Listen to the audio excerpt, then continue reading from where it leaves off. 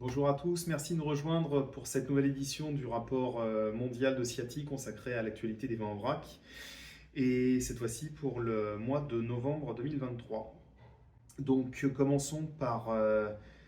va commencer par parler un petit peu de la situation mondiale, puisque la dernière estimation de l'OIV est parue la semaine dernière, et la vendange mondiale 2023 devrait être une des plus faibles des 60 dernières années. La production estimée s'élèverait à 241 millions d'hectos, en baisse de 7% par rapport à 2022. À noter, dans les grandes lignes, que l'OIV estimait en avril dernier la consommation mondiale de vin en 2022 à 232 millions d'hectos, ce qui ferait finalement un différentiel de 12 millions d'hectos qui ne permettrait pas de couvrir finalement les besoins industriels du vin, que ce soit les besoins en vinaigre, en vermouth ou autres produits. On est, quoi qu'il en soit, encore dans l'attente de chiffres un peu plus précis sur cette consommation, puisque le contexte actuel fait apparaître encore un sentiment de baisse de consommation et de stocks élevés répartis un petit peu partout dans le process. Quoi qu'il en soit, on note des perspectives d'équilibre sur le marché mondial, malgré finalement une production faible. Deuxième élément, ce serait effectivement une prévision et puis les éléments d'optimisme pour 2024. À noter qu'effectivement l'Italie et l'Espagne stimulent l'activité d'achat de vin en vrac. On aura l'occasion d'en reparler sur ces deux pays, avec une augmentation des prix des vins génériques et potentiellement un risque de rupture d'ici à janvier. Des distributeurs approchant de la fin des stocks post-pandémique. La Chine qui envisage de révoquer les tarifs d'importation sur les vins australiens, et des arrachages en cours ou des prévisions d'arrachage dans différentes régions. Donc commençons l'analyse pays par pays avec l'hémisphère sud et l'Argentine, où des grands volumes de Malbec restent encore présents sur le millésime 2023. On note une stabilité des prix malgré les enjeux politiques à venir. À noter que le second tour de l'élection présidentielle se tiendra au 19 novembre avec des perspectives divergentes sur la politique monétaire. On avait eu l'occasion justement de parler de possibles déflations qui pourraient arriver dans le pays. Au Chili, on note encore une fois des volumes importants de vin en vrac, une demande internationale en baisse avec des conditions météo qui sont assez défavorables pour le moment.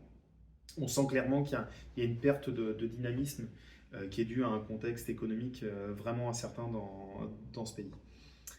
En Afrique du Sud, les prix sont compétitifs pour le Sauvignon blanc et le Chardonnay.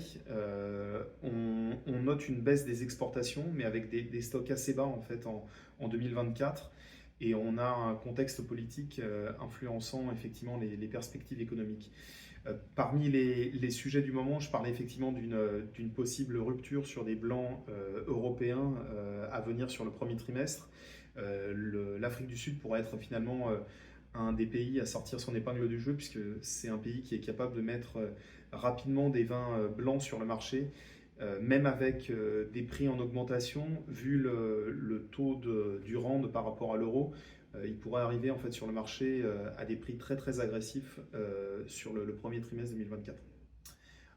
Donc en Australie, l'actualité, c'est les discussions autour de la révision des tarifs d'importation chinois, dont on parle depuis quelques temps, mais au final, rien n'est fait, encore une fois. On note une croissance des importations internes malgré des défis météorologiques.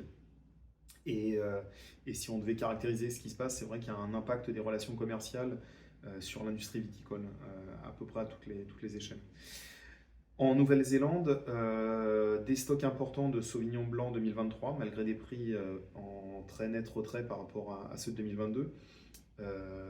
L'impact du gel qu'il y a eu en octobre sur certaines régions est encore vraiment inconnu.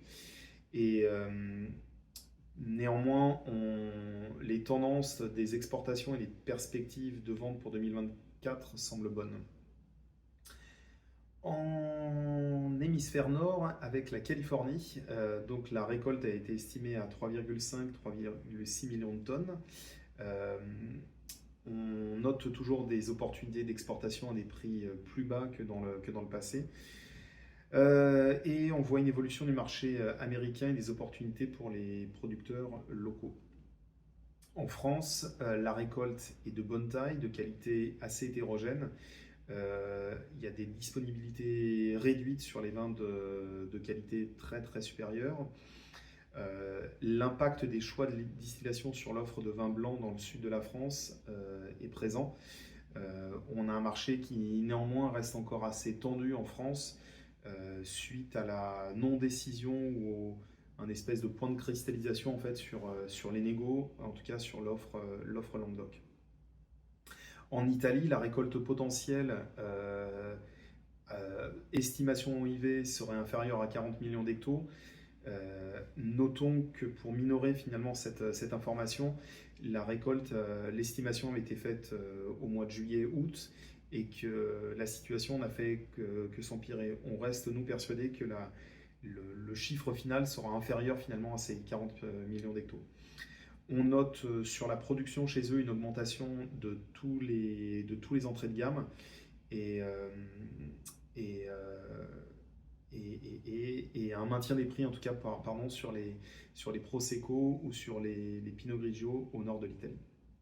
En Espagne, la production est estimée à 33,6 millions d'hectos pour les vins.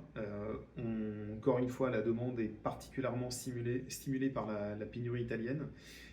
Les prix restent encore compétitifs.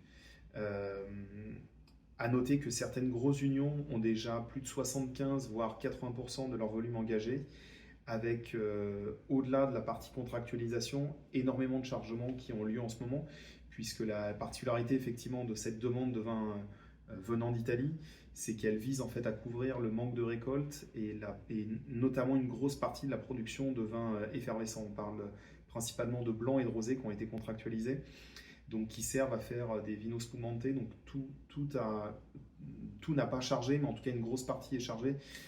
Pour ceux qui nous suivent et qui vivent dans le Languedoc, je voulais juste noter le nombre de camions citernes, Cortimède et autres que vous pouvez croiser sur l'A9 et autres autoroutes qui font le contour méditerranéen. Voilà, en conclusion, une activité toujours un peu compliquée, mais des signes d'espoir.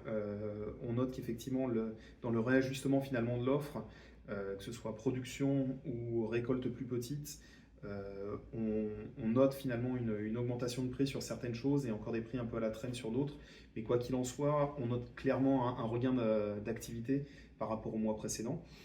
Je vous donne rendez-vous pour ceux qui nous lisent et qui seront présents sur Amsterdam le 21 et 22 novembre pour le salon des vins en vrac. Siati sera présent sur le stand D42.